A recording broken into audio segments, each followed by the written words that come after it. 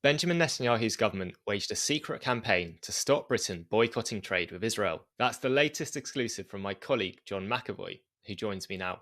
John, great to have you with us again. Thanks for having me back again, Phil.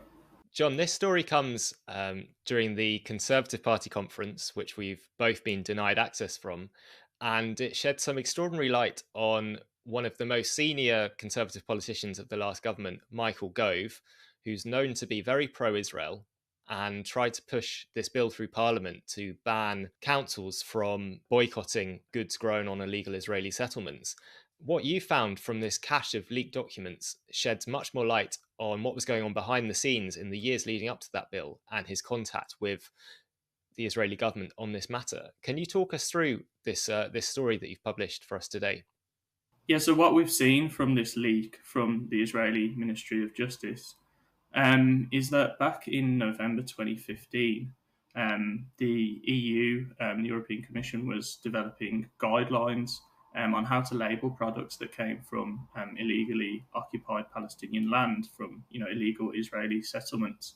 And it's clear from these documents that the Israeli government is very concerned about these EU guidelines being rolled out because obviously, if wholesalers and consumers are aware that certain products are coming from what are stemming from violations of international law, then they will be able to boycott them.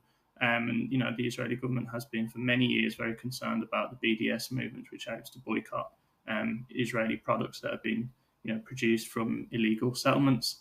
And so the Israeli Minister of Justice visits Britain. She takes an official visit, this Ayelet Shaked, and she has a meeting with Michael Gove on the 9th of November 2015. And so during this meeting, one of the key issues that's being brought up by Ayelet Shaked, the Israeli Minister of Justice, is this issue of EU, the EU labelling guidelines. And following the meeting, which Michael Gove said he very much enjoyed, Gove requests information basically on this EU guidelines and how the UK government might respond to it. And so the Israelis, the Israeli Ministry of Justice, and the Israeli Foreign Ministry prepare a detailed paper for Michael Gove, effectively detailing how, in their opinion, this is a political move. It's not consistent with other EU guidelines on other occupied lands, such as the Western Sahara. And they basically encourage Gove that, given that this is a political move, that you should exercise restraint in adopting any of the guidelines that have been proposed by the EU. So what the Israeli government are effectively saying is, this is a political move which is aimed at damaging Israel's interests, and the UK government should exercise restraint in following any of the guidelines. So there's a very clear lobbying effort here to ensure that Britain complies to the minimal degree possible with the new EU guidelines. So this was really just to have accurate labels in supermarkets so that people could know that they were buying effectively stolen goods. And this was triggered this furious backlash from the Israeli government, which Gove was very willing to go along with. Right, this became a 2019 Tory manifesto pledge that he then tried to pass through Parliament. It looks like he ran out of time to get the bill through. But can you tell us a bit more about just some of the extraordinary things that happened after this meeting at the embassy, the kind of reaction that it generated? It wasn't only the issue of the EU labelling guidelines that was discussed at this meeting between Gove and Shaked. One of the other things that came out of the meeting was Gove requested more information about a list of NGOs that were in receipt of UK government funding. And it wasn't immediately clear what Gove was specifically asking for there, what they had discussed during the meeting. But I found another Israeli memo which discusses Israel's complaints basically to the British government about a series of NGOs based in Britain and elsewhere that receive UK government funding that participate or promote in BDS, in the boycotts campaign against Israel. And so what the Israeli government is proposing in this memo to the UK government is that it basically defunds, it removes funding from, I think it is a list of 13 different NGOs that include Christian Aid, Al Haq, which is a major Palestinian human rights organization.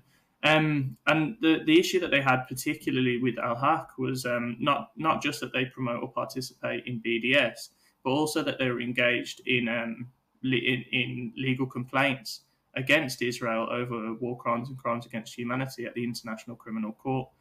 So what the Israeli government is effectively requesting here is that the UK government remove funding from organisations that are looking to find justice for Palestinian victims of Israeli war crimes. It's quite incredible. It's quite a major ask as well from one government to another. This sheds light on the kind of influence that Netanyahu's government has been able to have over British politics in recent years, which many people have long suspected. But these leaked documents shed light on exactly how that was being put into practice behind the scenes.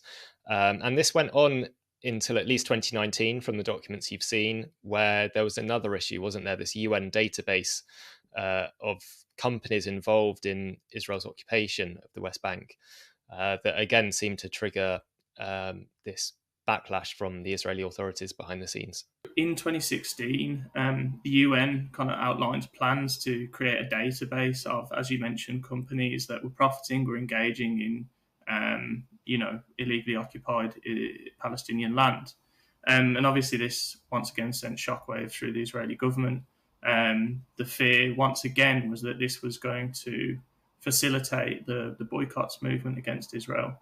And so what we found through these leaked Israeli Ministry of Justice documents was that they commissioned a really high-profile powerhouse US legal firm, Crowell and Mooring, to basically advise them on how they could get around this database, how they could basically make sure that this had no impact on these businesses, not only in the UK but also in the US. And I mean, it's not included in the article, but one of the recommendations for the US government from this law firm that they commissioned was that they could effectively sanction any country that complied with it, which is quite an incredible ask. Now, the US at the time of this legal advice, which was in February 2019, it already had some anti-boycott legislation in place. So Crowell and Mooring were able to advise Israel how they could basically utilize that pre-existing legislation. To the contrary, the UK didn't at that time have any anti-boycott legislation in place. So what they advised the Israeli Ministry of Justice to do was to use certain lobby groups based in the UK, and they specifically named Labour Friends of Israel and Conservative Friends of Israel as kind of mediums through which they could put pressure on the UK government to ensure that this new UN database would have the least impact possible on Israeli trade. And so it's quite interesting to see the Israeli government being specifically advised that these lobby groups, which claim they have no financial ties or other to the Israeli state, being really exploited on behalf of the Israeli state. Conservative and Labour Friends of Israel are two groups that we've spoken about extensively on this channel. I'll put a link to some of our other videos about them. It's a really important investigation that you've done, John, going through these leaked Israeli Ministry of Justice documents. Thank you for doing this work for us. If people would like to see more investigations like this from John, please subscribe to our channel if you haven't already, and you can read the full story on our website. Thanks for watching.